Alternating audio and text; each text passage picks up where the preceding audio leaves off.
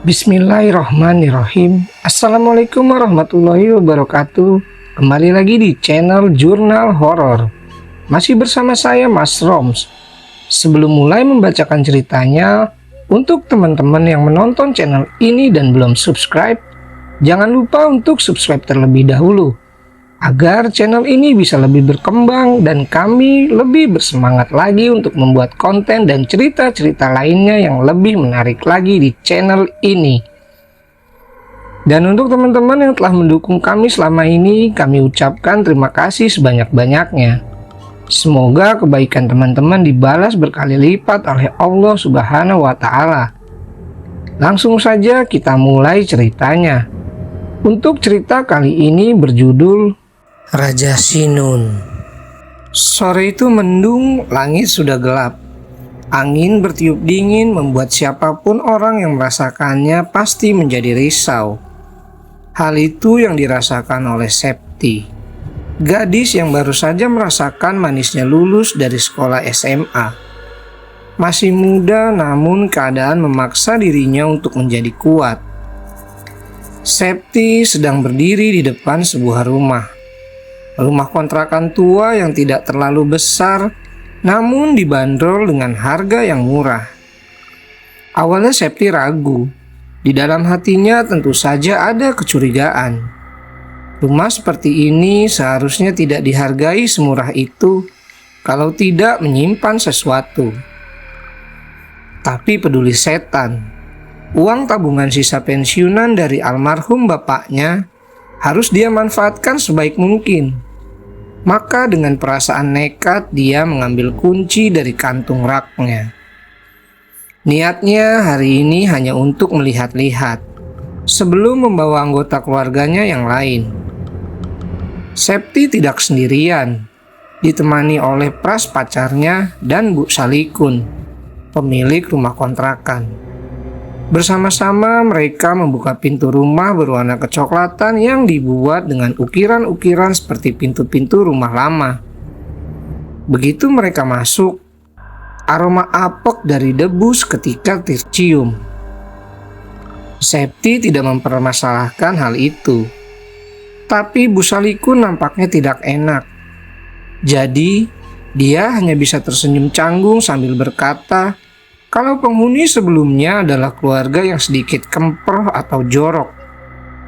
Jadi harap Septi dan Pras maklum dengan keadaannya. Hal pertama yang Septi lakukan sebagai calon penghuni rumah ini tentu adalah melihat detail, denah, dan keseluruhan keadaan rumah ini. Tapi belum juga Septi melakukannya, Pras tiba-tiba bertanya tentang sesuatu yang janggal. Bu, ini pintunya kenapa semuanya dalam kondisi terbuka seperti ini? Bagi Septi dan Bu Salikun tentu saja pertanyaan ini adalah pertanyaan yang aneh. Maksudnya apa hubungannya dengan pintu terbuka? Tapi rasa-rasanya Pras memiliki alasannya sendiri. Bu Salikun tentu saja menjawab sekenanya. Mungkin saja keluarga yang dulu meninggalkannya dalam keadaan seperti ini. Meskipun tidak puas dengan jawaban itu, melihat wajah Septi yang rasanya tidak enak dengan lontaran pertanyaannya membuat Pras akhirnya tak bereaksi apa-apa. Septi tentu saja masuk ke salah satu kamar, memeriksa kondisi keramik dan atap yang untungnya semua dalam kondisi baik, tidak terlalu buruk. Namun justru memunculkan pertanyaan di dalam benaknya. Rumah ini tidak layak dihargai semurah itu. Tapi biarlah, mungkin rezeki keluarganya. Pras sendiri memilih melihat tempat-tempat lain. Bau apek debu benar-benar tidak bisa dinalar. Karena konon ceritanya rumah ini baru ditinggal penghuni lamanya tidak lebih dari 1 bulan. Tapi Pras tidak berkomentar apa-apa. Meskipun di dalam hatinya perasaannya was-was. Seperti ada sesuatu yang benar-benar buruk. Gerah namun terasa dingin. Sunyi tapi terasa ramai. Membuat perasaan siapapun campur aduk dibuatnya. Saat itu Pras menemukan banyak sekali benda peninggalan penghuni lamanya. paling banyak adalah benda-benda milik anak kecil. Semuanya berserakan tak bertuan seperti itu. Lagi-lagi Pras berniat untuk protes. Tapi Bu Salikun seperti tahu apa yang akan dikatakan oleh pemuda jangkung itu. "Maaf, barangnya belum sempat ibu bersihkan. Kalau kalian mau, barang-barangnya ambil saja. Kalau nggak mau, nanti biar ibu yang ambil." Pras melihat ke Septi. Nampaknya di dalam kepala Septi dia berpikir kalau barang-barang ini beberapa bisa dijual. Tapi apakah pantas barang yang bukan miliknya dijual begitu saja? Septi pun berkata, kalau nanti biar dirinya dan keluarga yang membersihkan semuanya. Yang penting rumah ini benar-benar akan disewakan untuk keluarganya. Bu Salikun tentu saja senang mendengarnya. Dia tidak perlu repot-repot membersihkan rumah ini. Hanya Pras seorang yang merasa kalau lebih baik semua barang-barang ini dibuang saja. Tapi sekali lagi, Pras hanya menemani, semua keputusan ada pada diri Septi. Setelah melihat semuanya, Septi tentu saja merasa puas. Rumah ini jauh lebih bagus dari tempat tinggalnya sekarang.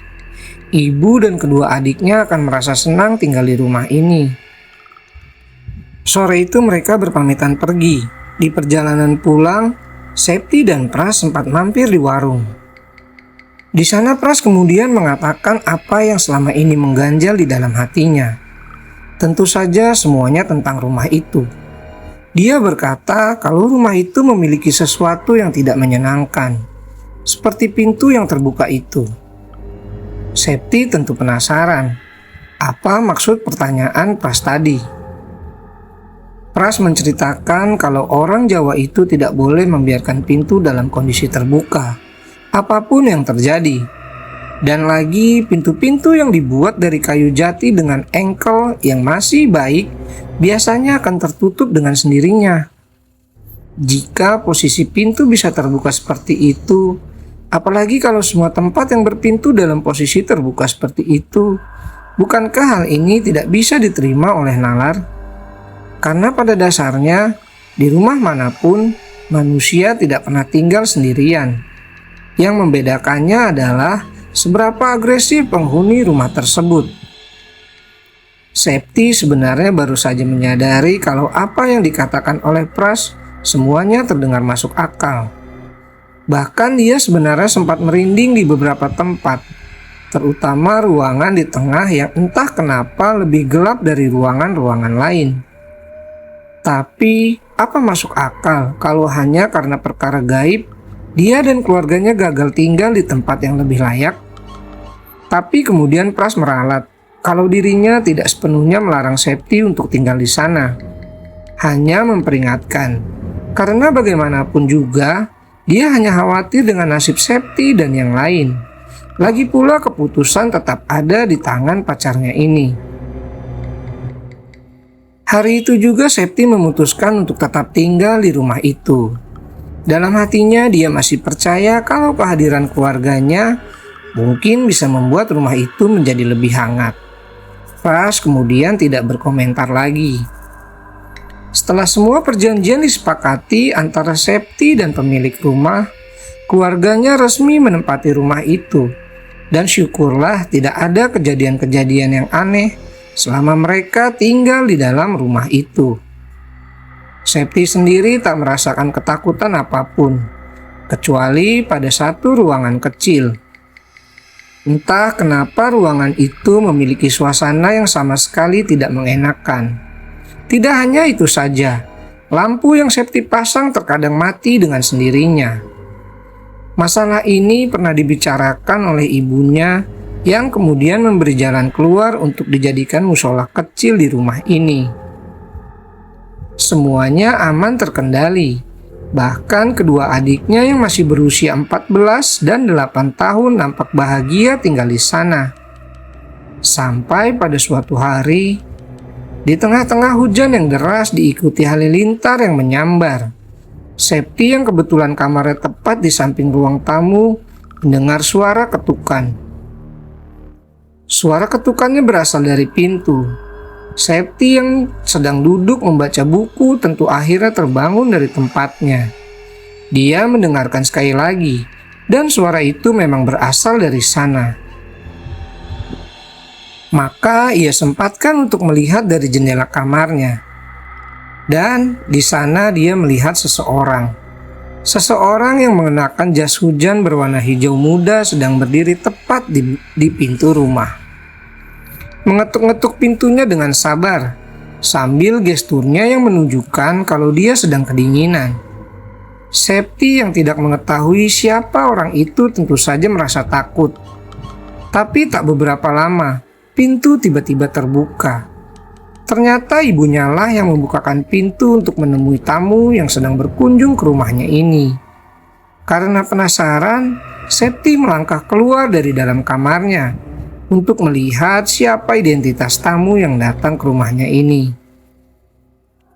Seorang ibu dengan rambut diikat, mengenakan pakaian corak dengan jarik berwarna coklat. Septi yang sempat mengintip dari balik tembok, rupanya diketahui oleh wanita asing itu yang tak lama kemudian tersenyum, mengangguk melihatnya. Ibunya pun memanggil dirinya agar ikut mendekat. Ibunya kemudian bercerita kalau yang datang adalah Nyai Siti, tetangganya yang belum sempat menyapa. Dia kesini hari ini untuk memberikan kue lapis dan sejumlah jajanan pasar. Karena rasanya tidak etis untuk seorang tetangga tidak menyapa dalam kurun waktu yang selama ini. Septi pun menyambut ramah. Dan tentu saja sebagai orang yang paham unggah-ungguh, dia bertanya, di mana rumah Nyai Siti berada. Ada siratan gugup saat mendengar pertanyaan Septi sebelum wanita itu kembali bisa mengendalikan dirinya. Dia bilang rumahnya berjarak 4 rumah dari sini. Di malam berhujan itu mereka akhirnya membicarakan banyak hal. Sampai tiba saatnya wanita itu akhirnya berpamitan pulang. Namun ada sedikit gelagat aneh di mana Nyai Siti sempat melamun ketika melihat ke arah kamar kecil yang memang bisa dilihat dari ruang tengah. Tak lama kemudian beliau lalu meminta izin kepada Ibu Septi untuk membuang air kecil di kamar mandi. Ibu Septi tentu saja tidak keberatan. Dan di sanalah gerak-gerik mencurigakan wanita tua itu kembali. Septi bisa melihat sewaktu wanita itu berjalan, entah kenapa pandangan matanya seperti melihat terus-menerus ke arah ruangan kecil tersebut. Ruangan tersebut memang paling gelap di antara ruangan yang lain, karena hanya digunakan sewaktu sholat saja. Hal ini tentu mengundang banyak pertanyaan. Dan setelah dari kamar mandi, wanita itu pun akhirnya berpamitan. Tapi sebelum wanita itu pergi meninggalkan rumah Septi, tiba-tiba saja dia mengatakan sesuatu seperti, "Nak, nanti kalau seandainya kamu menemukan sebuah kertas yang dilipat berwarna merah darah, jangan pernah dibuka, biarkan saja." Septi hanya mengangguk canggung. Dia melihat wanita itu sempat tersenyum ke arahnya sambil berjalan dengan jas hijau muda. Dia berjalan ke arah jalan raya lalu menghilang begitu saja. Sementara jajanan pasar yang diberi oleh Nyai Siti diletakkan di meja makan dekat dengan dapur. Septi kembali ke kamarnya berusaha tak terganggu dengan kehadiran tamu yang datang itu. Ia berusaha untuk tidur dan melupakan semuanya. Tapi di malam itu suasana rumah ini seakan lain. Ada perasaan di mana tiba-tiba Septi merasa awas, terutama saat dirinya melihat ke arah jendela. Septi sendiri berusaha tidak memikirkan ini lebih lanjut dan memejamkan matanya sampai dia benar-benar tertidur. Saat itulah Septi lalu terbangun dengan sendirinya. Sewaktu secara tidak sadar dirinya mendengar gelincing seperti suara sendok yang jatuh di atas lantai. Benar, suara kecil sendok yang jatuh itu tentu saja membuat Septi tergerak untuk melihatnya. Lagi pula dia ingin membuang air. Dan ketika Septi membuka pintu kamarnya, Dia bisa melihat meja makan yang ada di samping dapur. Meski lampu dalam kondisi mati, Septi bisa melihat sendok yang tergeletak di atas lantai dengan penutup makan dalam posisi terbuka, menunjukkan kalau ada yang baru saja memakan jajanan pasar. Tanpa berpikiran yang tidak-tidak, Septi lalu menutup kembali jajanan pasar, memungut sendok yang ada di lantai dan meletakkannya di tempat di mana benda itu seharusnya berada. Dengan melangkah perlahan-lahan, Septi menuju ke kamar mandi. Tapi sejenak perempuan itu berhenti di depan ruang kecil. Sewaktu samar-samar dia mendengar suara anak kecil laki-laki seperti menertawainya. Suaranya nampak cengengesan di dalam musola yang sepenuhnya gelap gulita.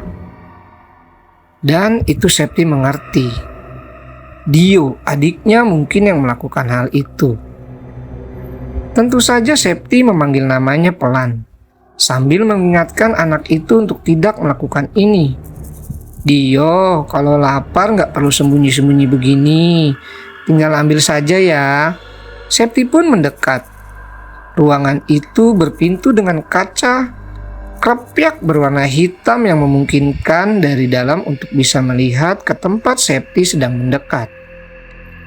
Sewaktu Septi di muka pintu, dia melihat bayangan rambut yang bergerak-gerak, bersembunyi tepat di bawah kaca krepyak. Dia dorong pintu lalu melihat ke sana yang rupanya tak ada siapapun di dalamnya. Karena terlalu gelap, mungkin saja adiknya berpindah ke bagian dalam. Septi kemudian menekan saklar lampu. Namun anehnya, lampu di dalam ruangan tak juga kunjung menyala.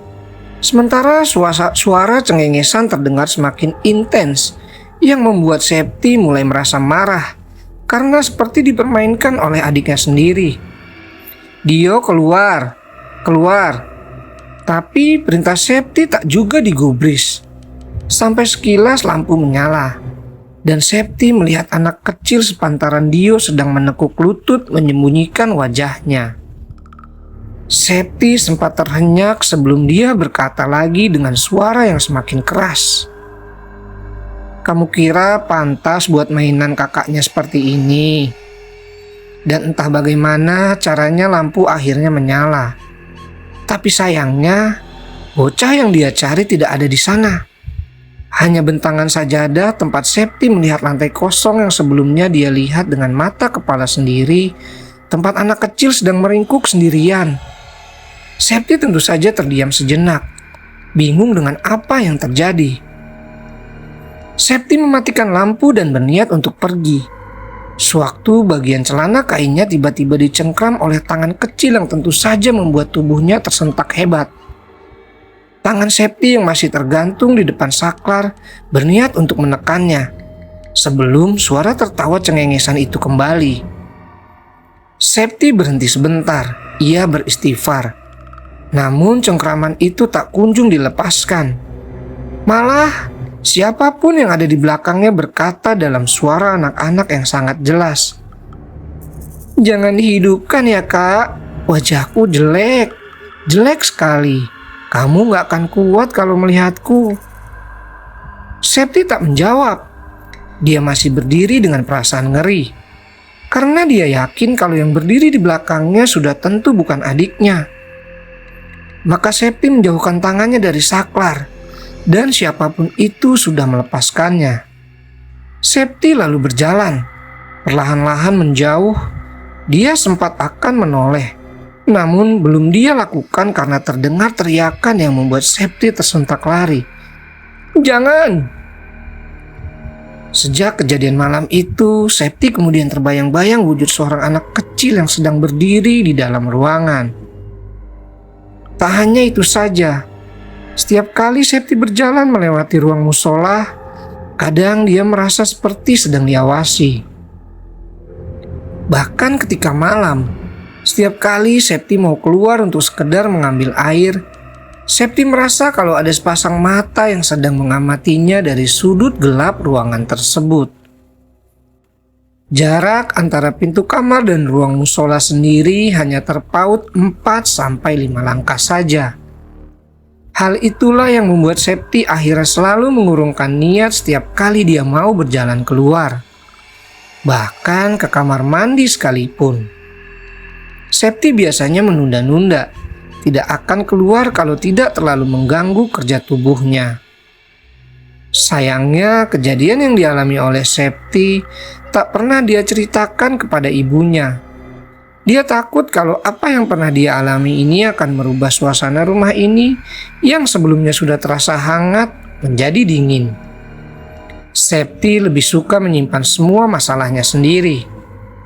Tapi dasarnya sepintar-pintarnya seorang anak menyembunyikan masalah, semua ibu pasti tahu jika anaknya dalam mara bahaya. Hal itulah yang membuat wanita itu datang menemuinya di dalam kamar. Beliau lalu bertanya, apakah ada yang ingin Septi ceritakan kepadanya? Tapi Septi lagi-lagi tidak mau melibatkan ibunya dengan masalah seperti ini. Dia hanya berusaha bersikap rasional. Bukankah di setiap rumah yang ada dimanapun pastilah berpenghuni? Tak terkecuali rumah ini, dan mungkin sejarah di baliknya. Ya sudah, kalau kamu gak mau cerita. Kamu kalau mau cari ibu ada di dalam kamar, kata Ibu Septi malam itu, di mana dari raut wajahnya ada kekecewaan yang terlihat jelas. Pada hari-hari selanjutnya, Septi tidak bisa lagi memandang rumah itu seperti rumah yang sama saat dirinya pertama kali menginjakkan kakinya. Karena semakin lama, satu persatu gangguan membuat tubuhnya semakin lama semakin pesakitan. Hal ini pula yang disadari oleh beberapa rekannya. Bahkan pernah di suatu malam, Septi bermimpi tentang rumah ini, di mana dia sedang berdiri di depan pintu kamar milik ibunya. Dari balik pintu itu, Septi mendengar suara orang-orang yang sedang mengaji di dalamnya. Namun Septi memahami apa yang sedang mereka baca itu. Doa untuk mayit. Mimpi itu berulang-ulang terjadi, dan semakin lama suara orang yang mengaji itu juga semakin keras. Bahkan ada yang sampai berteriak dalam membaca doa-doa itu. Sayangnya, Septi tidak pernah berhasil melihat apa yang terjadi di dalam kamar ibunya ini. Sampai belum pernah bagi seorang Septi yang termasuk alim dibuat merinding dengan suasana di rumah ini. Meskipun semua itu hanya terjadi di dalam mimpinya. Hanya Pras, tempat Septi bercerita, dan pemuda itu selalu menasehatinya agar sebelum tidur dia mensucikan kaki dan membaca doa.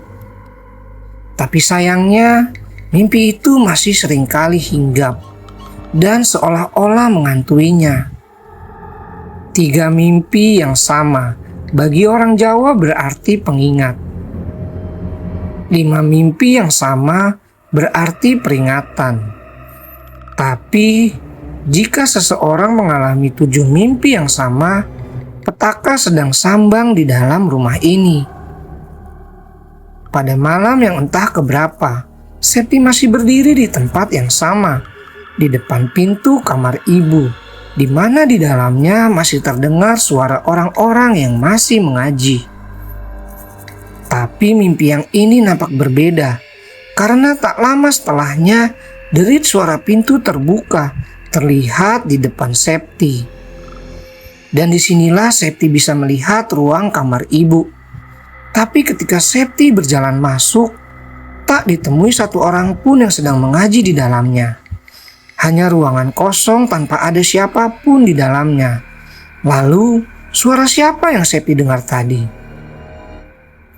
Di ruangan yang berukuran tidak terlalu besar itu, Septi kemudian baru menyadari kalau di atas tempat tidur ada sesuatu yang seperti ditutupi dengan selimut berwarna putih. Septi yang penasaran tentu ingin tahu apa yang ada di balik kain putih tersebut. Septi pun mendekat. Septi berjalan sejengkal demi sejengkal, mendekati kain putih yang sedang menutupi sesuatu. Entah kenapa rasanya seluruh badan mendadak menjadi dingin. Tak hanya itu saja, perasaannya seperti tidak karuan dibuatnya. Tapi Septi menguatkan diri. Dia ingin tahu alasan dibalik semua ini. Tinggal sejengkal lagi dan Septi akhirnya berdiri tepat di samping bayangan tua itu. Manakala tangan kanannya bergerak, merasakan serat kain tersebut, Septi lalu mencengkramnya kuat-kuat dan seketika pintu kamar seperti dibanting lalu tertutup dengan sendirinya. Dan tak lama kemudian suara orang mengaji kembali terdengar. Hanya saja kali ini berasal dari luar ruangan ini. Kejutan belum selesai sampai di situ, karena tiba-tiba sesuatu yang ada di balik kain berwarna putih itu tiba-tiba bergerak, bergoyang dengan sendirinya, diikuti suara wanita kesakitan. Septi tentu saja melangkah mundur sewaktu mendengarnya. Suaranya seperti orang yang lehernya dicekik. Tak hanya itu saja, bayang tua itu bergoyang semakin hebat. Hanya saja Septi tidak tahu apa yang ada di dalamnya. Dalam suasana yang begitu mencekam, Septi hanya bisa mengingat saat dia tiba-tiba saja terbangun sudah dalam kondisi kacau. Begitulah Septi akhirnya membagikan cerita perihal mimpinya ini kepada Pras. Pras hanya bisa bersimpati. Dirinya bukanlah orang yang peka, tapi sadar kalau rumah kontrakan itu sejak awal memang terlihat tidak beres. Pras juga menyarankan Septi agar menceritakan hal ini kepada ibunya. Bagi dia, pada siapa lagi Septi bisa mencari jalan keluar kalau bukan dengan ibunya sendiri. Tapi Septi ragu. Dia juga tidak mau dianggap aneh hanya karena perkara goib. Pras pun mengalah.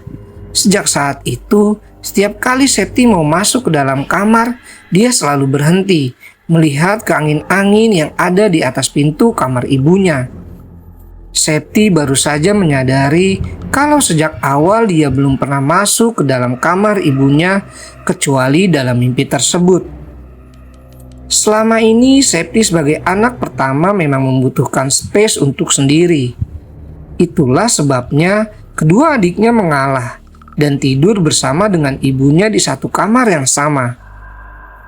Namun, semenjak kejadian buruk yang beruntun ini terjadi, Septi menjadi penasaran dengan isi kamar ibunya. Di suatu sore yang mendung, ibunya berpamitan akan keluar bersama dengan kedua adiknya. Septi diminta untuk tetap di rumah. Tepat setelah ibunya pergi, Septi menoleh melihat ke kamar ibunya. Hari ini dia ingin masuk dan melihat-lihat tempat itu. Entah udara yang waktu itu terasa dingin tak menyurutkan niat Septi melangkah masuk melewati pintu kayu berwarna coklat tersebut. Manakala ketika dia melihat keseluruhan ruangan ini, rupanya sama persis dengan apa yang dia lihat, bahkan tempat bayang tua itu berada. Septi memperhatikan setiap detail ruangan ini. Lebih kecil dari kamarnya. Tak hanya itu saja, karena tempatnya ada di belakang, maka udara pengap ruangan ini begitu terasa. Sempat tersirat pertanyaan, kenapa ibunya tidak meminta dia bertukar kamar? Karena ruangan ini lebih cocok digunakan untuk satu orang, sedangkan kamar miliknya jauh lebih luas. Septi pun memperhatikan bayang tua atau kasur. Guratan tiangnya sama seperti yang dia lihat dalam mimpi. Itu artinya benda ini dimiliki pemilik kontrakan.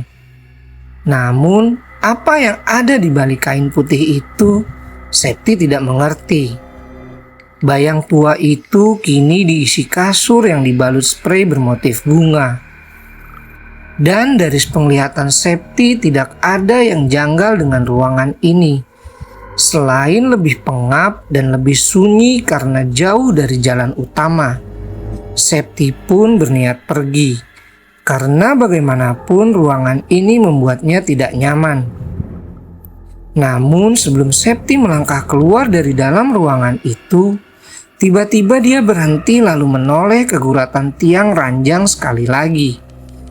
Dan entah perasaan apa ini, Septi lalu kembali mendekatinya.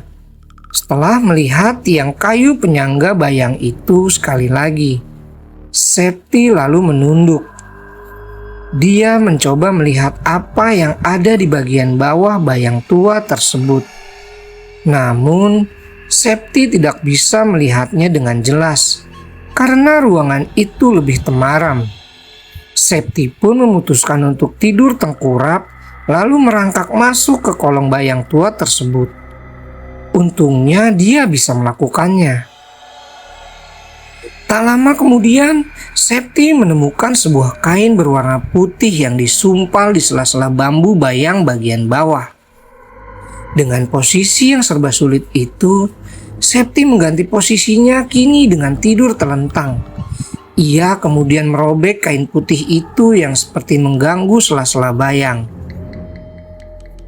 Tapi betapa terkejutnya Septi setelah menarik paksa kain putih itu.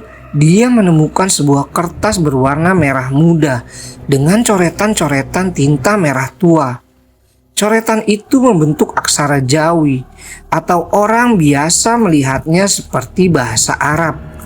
Tapi Septi tahu kalau ini bukan tulisan Arab biasa. Semua coretan itu membentuk pola gambar seperti kereta mayit yang dibuat melengkung. Tak hanya itu saja, ada guratan aneh membentuk rambut manusia yang menutupi bagian wajah. Septi benar-benar tidak bisa membacanya. Tergerak di dalam hatinya untuk menyobek kertas itu.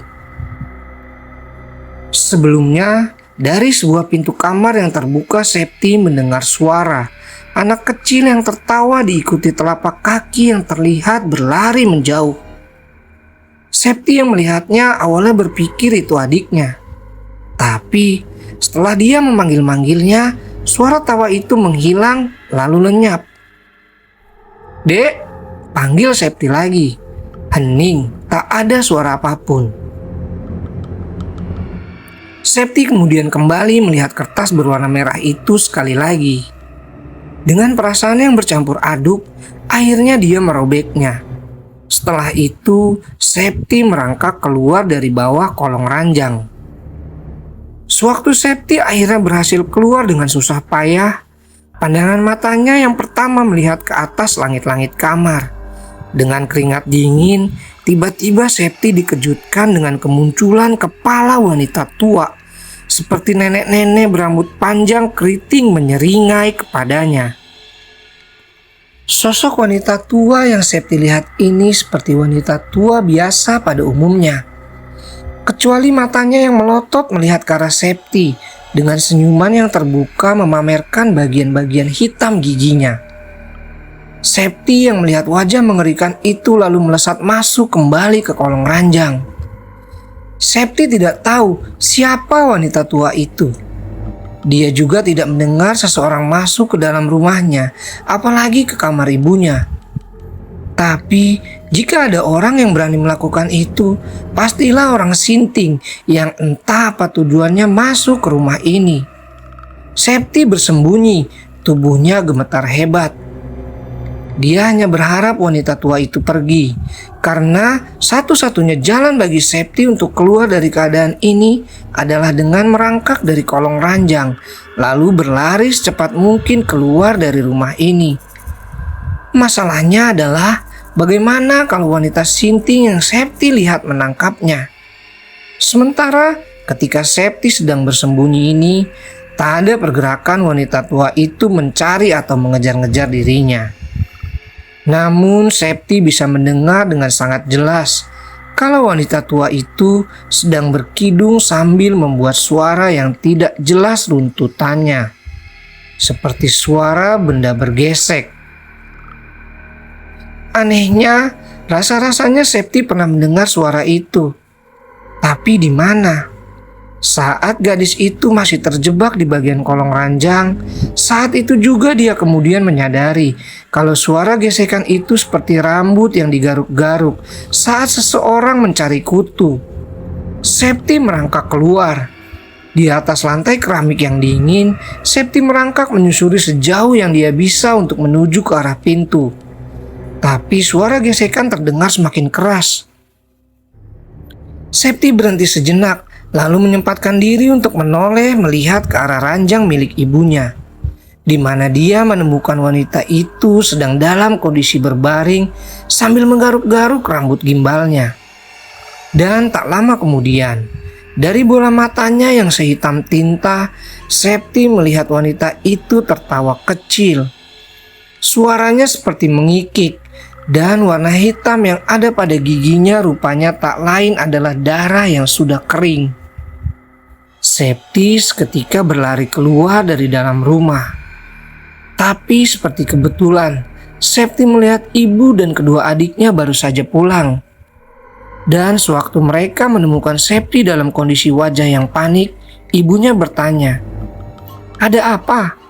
Dan Septi menunjuk wanita tua di kamarnya. Tanpa tedeng aling-aling, ibu Septi langsung menuju ke kamar untuk memeriksanya. Tapi anehnya, mereka semua tidak menemukan satupun orang yang ada di sana, kecuali ranjang kosong ibu. Bahkan saat Septi mencari ke kolong ranjang, tak ada siapapun di dalam kamar ibunya. Septi bersumpah demi nama Tuhan, kalau di atas ranjang itu dia melihat wanita pesakitan itu sedang berbaring di sana, mengikik sambil melotot ke arahnya. Tapi tidak ada yang bisa Septi buktikan, karena faktanya memang tidak ada siapapun yang ada di sana. Kejadian yang Septi alami ini menimbulkan ketakutan tersendiri. Setiap kali dia masuk ke kamar, Septi akan berhenti sebentar di depan pintu kamar ibu, melihatnya, dan dari dalam kamar yang tertutup itu, Septi akan mendengar suara rambut yang digaruk-garuk, seperti saat Septi melihatnya. Kejanggalan-kejanggalan mulai satu persatu menyeruak, terutama dengan adiknya yang masih berusia 8 tahun. Dio. Biasanya saat jam menunjukkan pukul 9, ibunya dan kedua adiknya pasti sudah membawa mereka masuk ke dalam kamar. Tapi suatu hari, Dio justru berdiri di pintu kamar ibu. Sewaktu Septi bertanya kepada anak itu alasan kenapa dia berdiri di sini, adiknya akan berkata kepadanya dengan wajah memelas, "Mbah Nung, Mbah Nung." Begitu berulang-ulang kali. Septi pun mendorong pintu kamar di mana di dalam ruangan itu ibu dan adiknya yang lain sudah tertidur. Tidak hanya itu saja, rumah ini meskipun ditinggali oleh mereka berempat, tapi suasananya seperti rumah kosong, di mana Septi tidak merasakan hal ini sewaktu pertama kali menginjakan kaki di dalam rumah ini. Septi sering mendengar suara anak-anak seperti berlari. Terkadang ada suara seperti orang yang sedang memasak di dapur. Bahkan pada space kosong anak tangga yang menuju ke lantai 2 yang masih dalam tahap pembangunan yang mangkrak oleh si pemilik rumah, Septi merasa melihat ada seseorang yang biasa duduk di sana. Septi menceritakan hal ini kepada Pras, yang melihatnya dengan sorot nampak berpikir. Semua yang Septi rasakan dia keluarkan, kecuali persoalan tentang kertas merah yang dia temukan. Yang anehnya, saat ini tidak pernah Septi temukan keberadaannya. Pras berkata kalau ada waktu akan mampir. Kejanggalan lain yang Septi temukan, setiap mau maghrib dan Septi baru saja pulang dari tempat kerja, dia akan melihat sepasang suami istri paruh baya seperti mondar-mandir di depan rumahnya. Dan sewaktu mereka melihat Septi, mereka akan berlari pergi tanpa ada sebab yang jelas. Beberapa di antaranya datang bertamu dan mengucapkan banyak terima kasih karena sudah dibantu. Bahkan beberapa dari mereka memberikan hadiah-hadiah kepada keluarga Septi. Sayangnya semua itu harus ditolak, karena rasanya hadiah-hadiah tersebut bukanlah hak milik mereka. Sampai suatu hari, Septi mendengar suara pintu kamarnya tiba-tiba saja ada yang mengetuk-ngetuk dengan intonasi suara yang pelan. 3 kali dan selalu tepat pada jam 12 kurang 15 menit. Anehnya, sewaktu Septi memeriksanya, dia tidak menemukan siapapun. Hal ini sudah berlangsung berhari-hari. Hanya saja saat Septi dengan sengaja menunggu di balik pintu, Septi tidak mendapati siapapun berdiri di sana. Hal ini sejujurnya mulai mengganggu mental Septi. Dan pada suatu malam, ketukan itu tiba-tiba saja kembali. Anehnya, terkhusus malam ini ketukannya terus-menerus terdengar. Selalu 3 kali dan selalu tepat pada jam 12:15. Septi lalu beranjak dari ranjang tempat tidurnya. Dia berjalan mendekat ke arah pintu tempat ketukan itu masih memanggil-manggil dirinya. Tak lama Septi menarik pintu itu. Perlahan-lahan dan lagi-lagi tidak ada siapapun yang Septi lihat. Kecuali pintu gudang yang ada tepat di bawah anak tangga. Tiba-tiba saja terbanting dengan sendirinya. Membuat Septi terhenyak sebelum menutup kembali pintu kamarnya. Keesokan paginya, Septi baru saja menyadari kalau dia belum pernah sekalipun menyentuh ruangan yang mungkin seukuran dengan tubuhnya itu. Bahkan bisa lebih sempit. Septi membukanya perlahan-lahan dan menemukan banyak sekali barang-barang usang tersimpan serampangan di dalam sana.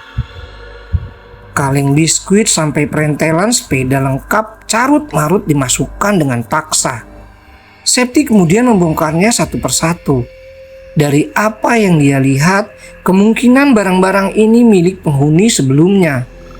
Masalahnya, Septi tidak tahu keluarga yang mana pemilik benda-benda ini. Karena pastinya rumah ini sudah pernah ditinggali oleh beberapa keluarga sebelum dirinya ini. Tidak ada yang aneh selain barang-barang gudang biasa. Tidak sampai Septi menemukan bingkai foto milik keluarga sebelumnya, di mana seorang wanita tua berpose dengan kain jarik lengkap dengan kebaya berwarna putih. Wajahnya murung dengan garis muka yang familiar. Septi lalu membongkar semakin jauh ke dalam. Dan di sanalah Septi menemukan sesuatu.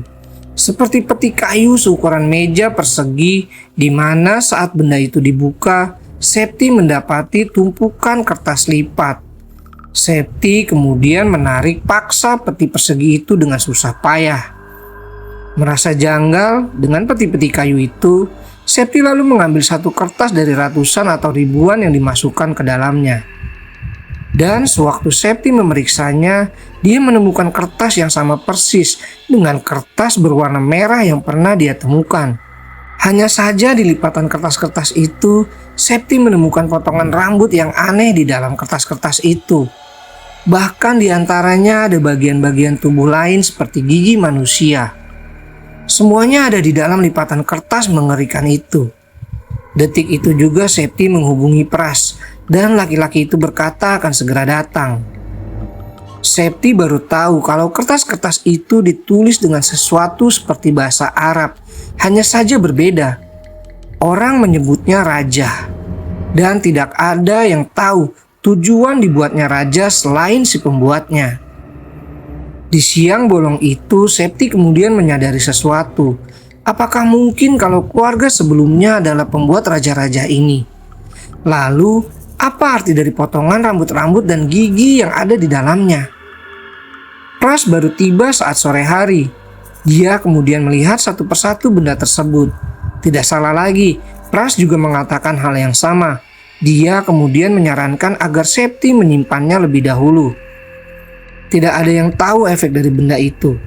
Manakala ketika mereka berdua sedang serius membicarakan hal ini, Septi kemudian baru menyadari kalau sejak tadi ibunya dan kedua adiknya belum keluar dari dalam kamar. Septi yang kemudian merasakan firasat yang tidak enak lalu mendekat menuju ke pintu kamar ibunya. Saat Pras yang juga merasa merinding tiba-tiba sempat mau menghentikan Septi. Tapi perempuan itu semakin paranoid kalau ada sesuatu yang terjadi dengan keluarganya. Maka dia kemudian mengetuk pintu kamar ibunya. "Bu, Ibu, Dio, Andre, Bu, Septi masuk yo."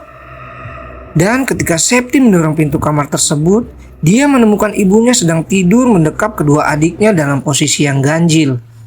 di mana Dio yang berusia 8 tahun tengkurap dengan posisi seperti orang mati. Pras juga merasakan ada yang salah dengan keluarga Septi. Maka mereka kemudian mendekat bersama-sama. "Bu, Ibu." Pras yang berjalan di belakang Septi tiba-tiba bernafas dengan berat. Dia seperti merasakan kalau ruangan ini lebih pengap dari biasanya. Sementara semua keluarga Septi dalam kondisi mata terpejam. Ketika Septi sudah berdiri di samping ranjang, dia seketika menggoyang-goyangkan tubuh ibunya. Tapi wanita itu tak bergerak sama sekali.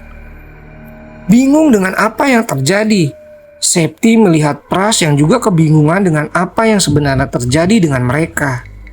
Saat tak lama, kedua adik Septi melirik dengan mata terbuka lalu tersenyum menyeringai melihat Septi dan Pras, yang diakhiri dengan ibunya tertawa terbahak-bahak. Hanya saja, tawa itu adalah tawa yang sama yang Septi dengar dari sosok wanita tua yang pernah dia lihat di dalam kamar ini. Namanya Ibu Nuri. Sejak kematian mendiang suaminya, beliau bertahan hidup dengan berjualan jajanan di pasar dari modal uang tabungan.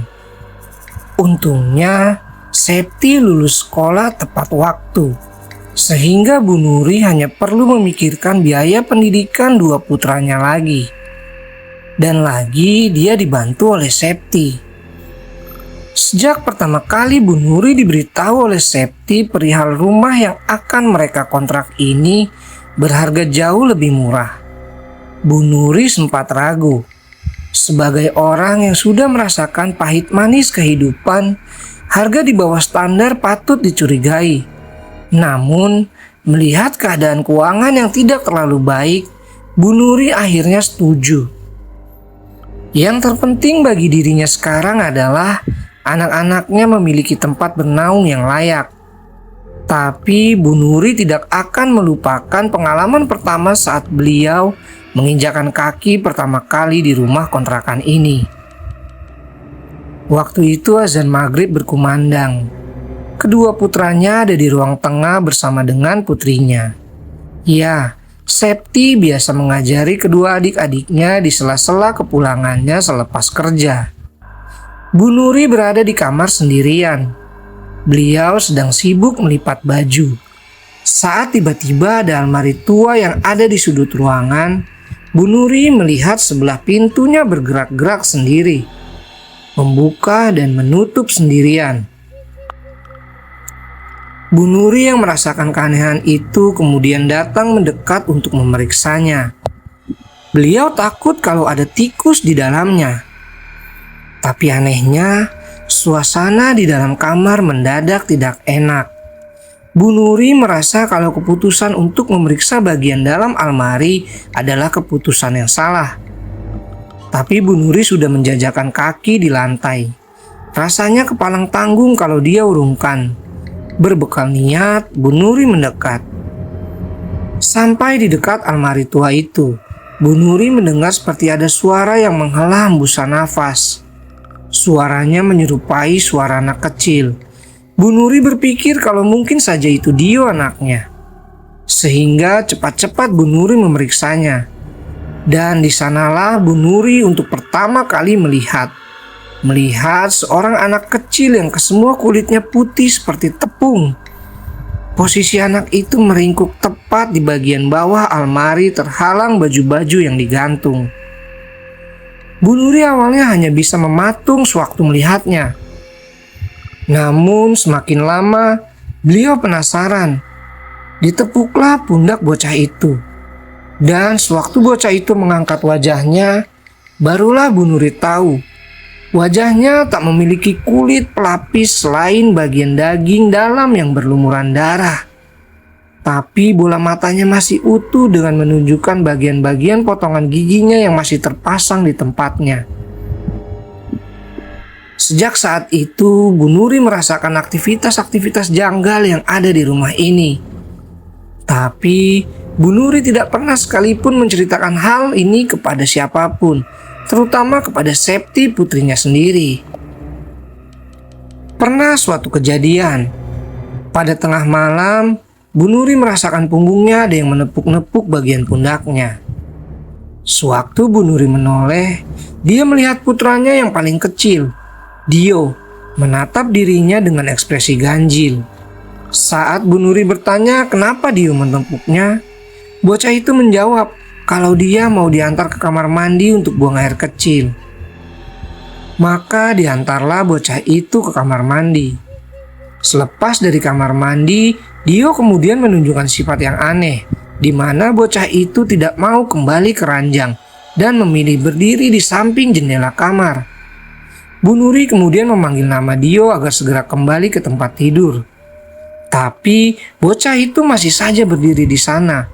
Bahkan ia sempat membuka kelambu di jendela. Dan tak lama kemudian bocah itu berkata, "Bu, ada orang di situ." Bu Nuri yang bingung mendekat. Bu Nuri yang berpikir kalau putranya mungkin sedang mengada-ngada berjalan untuk memeriksa. Memang ada space kosong di depan jendela kamar Bu Nuri. Dan tempat itu tepat berada di samping kiri kamar Septi. Bedanya, Septi tidak bisa melihat space kosong itu karena tidak ada jendelanya. Satu-satunya jendela yang ada di kamar Septi adalah menghadap langsung ke pagar dan pintu depan. Bu Nuri sudah berdiri di belakang Dio. Ia memegang bahunya, berniat menariknya ke atas ranjang. Tapi beliau kemudian tergelitik dengan apa yang Dio tadi katakan. Bu Nuri lalu melihat keluar. Di sana, Bu Nuri tidak akan pernah melupakan apa yang pernah dia lihat. Di mana di balik jendela, di space kosong rumahnya yang biasa dia gunakan untuk menjemur pakaian, berdiri puluhan sosok manusia mengenakan kain kafan yang membungkus tubuhnya. Rupa mereka melotot melihat Bu Nuri. Bu Nuri tentu seketika mengucap istighfar berkali-kali sambil menutupi wajah Dio dengan tangannya. Tapi sosok pocong-pocong itu hanya berdiri di sana tanpa melakukan apapun. Beliau pun membawa kedua putranya untuk tidur di ruang tengah. Kejadian ini sama sekali tak diketahui. Lain hari, lain kejadian. Sejak dulu Dio menemani Bu Nuri menjajakan jajanan di pasar. Dan semenjak mereka menempati rumah kontrakan itu, perilaku putra bungsunya ini seringkali aneh. Beberapa kali Dio terlihat memeragakan sesuatu setiap kali menemukan seutas tali. Anak itu akan melilitkan tali tersebut ke lehernya, kemudian berpura-pura menjulurkan lidahnya seakan-akan tubuhnya terjerat karena perkara tali tersebut. Setiap kali Bu Nuri menegurnya, anak itu pasti kemudian berkata, "Dio lihat Bu, di kamar." Tapi karena perkara yang tidak jelas, Bu Nuri memilih mengabaikan ucapan anak itu. Suatu hari, Bu Nuri pulang kemalaman. Septi sudah menghubunginya kalau dia akan lembur. Sementara putranya yang lain sedang di rumah mertuanya. Maka sewaktu pulang bersama Dio, bocah itu seketika berlari, kemudian menunjuk angin-angin di atas pintu kamar. Di sana Dio memeragakan sekali lagi, persis saat lehernya dililit tali. "Ibu, itu ada nenek-nenek kegantung." Dan benar saja, Bu Nuri melihat sekelebat bayangan bergerak maju mundur. Tapi mungkin karena posisi rumah yang saat itu masih gelap, Bu Nuri pun segera menyalakan lampu, dan sewaktu membuka pintu, beliau tidak menemukan apapun di sana. Meskipun begitu, Bu Nuri merasa sangat yakin kalau tadi dia sempat melihat wanita digantung di langit-langit. Entahlah. Malam harinya, Bu Nuri mulai mengalami mimpi-mimpi yang ganjil. Dimulai terdengar orang-orang sedang membaca doa untuk mayit, sampai jeritan seorang wanita yang benar-benar mengerikan. Terkadang mimpi itu sampai membangunkannya. Sejak saat itulah Bu Nuri mulai sadar rumah ini menyimpan sesuatu yang sinting. Hanya saja baik Septi dan kedua putranya tidak ada yang menunjukkan kalau mereka tidak nyaman di tempat ini. Sehingga semuanya akhirnya disimpan oleh Bu Nuri sendiri tanpa melibatkan anak-anaknya. Selain kejanggalan-kejanggalan yang ada di rumah, Bu Nuri seringkali mendapati orang-orang tidak dikenal riwa-riwi lewat depan rumah kontrakannya. Tapi begitu disapa, mereka lari tunggang langgang. Ada beberapa yang memberi semacam hadiah, katanya untuk Mbah Gimah. Namun, saat ditanya lebih jauh, siapa Mbah Gimah? Mereka langsung pergi. Kecurigaan paling besar adalah kedatangan tamu di kala hujan deras sedang turun. Beliau mengaku sebagai Nyai Siti, tetangga yang kebetulan sedang datang berkunjung. Bu Nuri hanya diam saja dan tersenyum menyambutnya. Tapi yang tidak diketahui oleh Nyai Siti adalah Bu Nuri tahu siapa Nyai Siti. Hanya saja ia tidak mengerti apa tujuannya datang ke rumah ini lagi. Nyai Siti adalah orang yang sebelumnya menggunakan kontrakan ini sebelum keluarganya. Setelah Nyai Siti berpamitan pergi, Bu Nuri kemudian memikirkannya. Apa maksud kertas berwarna merah yang tidak boleh dibuka itu? Bu Nuri kemudian membuka satu persatu berkas yang saat pertama kali menginjak rumah ini, di mana di salah satu fotonya terdapat Nyai Siti berpose bersama seorang wanita tua. Wanita tua ini memiliki wajah yang menakutkan, terutama saat wajahnya melihat ke arah kamera dengan menampakkan gigi-gigi hitamnya. Apa ini yang namanya Mbah Gimah ya? Berhari-hari Bu Nuri tidak bisa tidur dengan nyenyak. Karena setiap kali beliau memejamkan mata, Bu Nuri melihat orang-orang bergumul, menyeret tubuh seseorang yang kemudian menjerit-jerit. Semua kekacauan itu diikuti suara-suara doa dan lantunan ayat yang membuat Bu Nuri merinding. Hingga pada suatu malam, saat Bu Nuri kembali terbangun di tengah malam, beliau melihat kedua putranya sedang duduk di tepian ranjang, sedang melihat ke atas. Bu Nuri pun mengikuti mereka, dan saat melihat ke langit rumah, Bu Nuri melihat wanita tua yang ada di dalam foto melotot. Wanita tua itu dalam kondisi batang lehernya diikat pada tiang, lidahnya menjulur keluar. Melihat itu, Bu Nuri lalu memeluk kedua anaknya.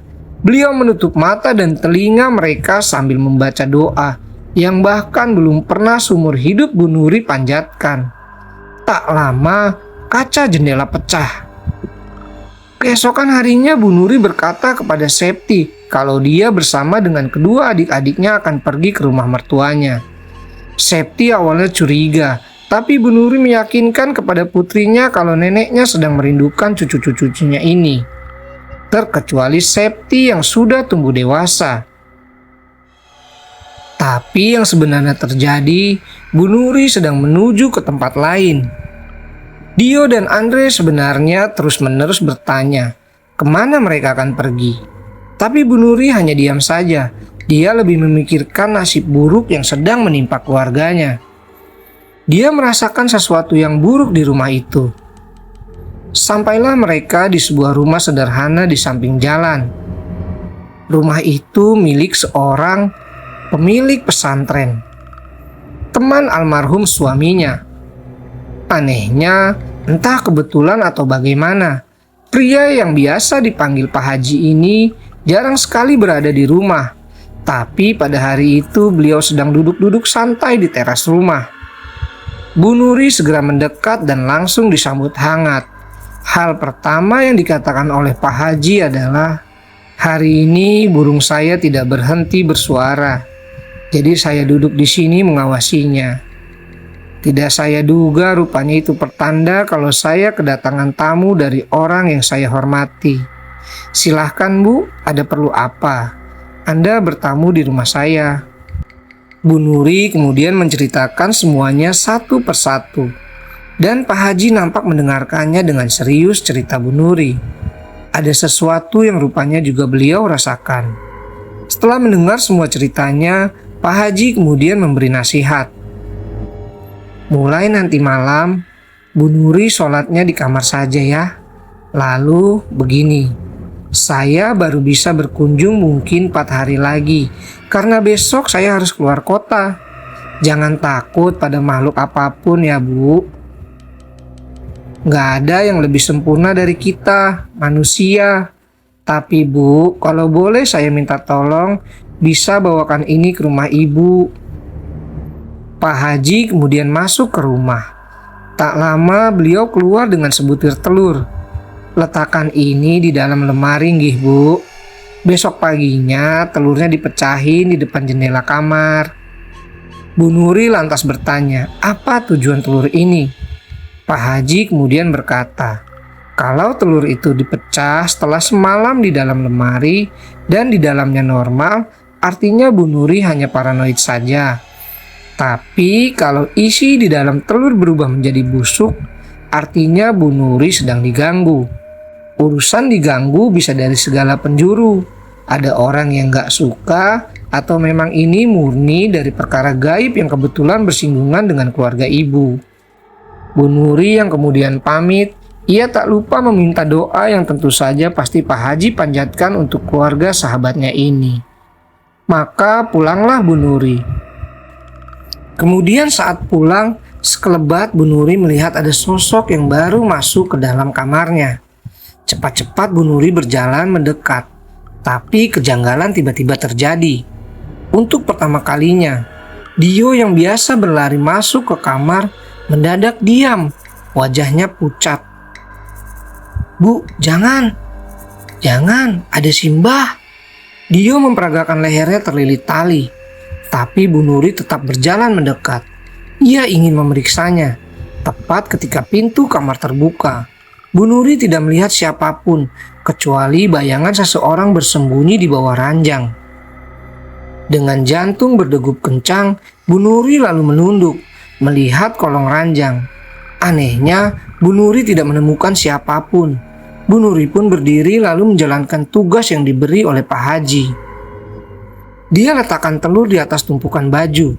Setelahnya, Bu Nuri terdiam, melihat Dio yang diam berdiri di depan kamarnya.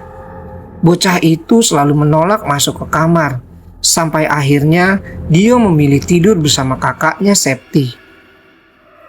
Bu Nuri pun kemudian tidur hanya berdua bersama putranya Andre. Dia berharap Pak Haji bisa menolong mereka, menyingkirkan apa yang sudah mengganggu mereka.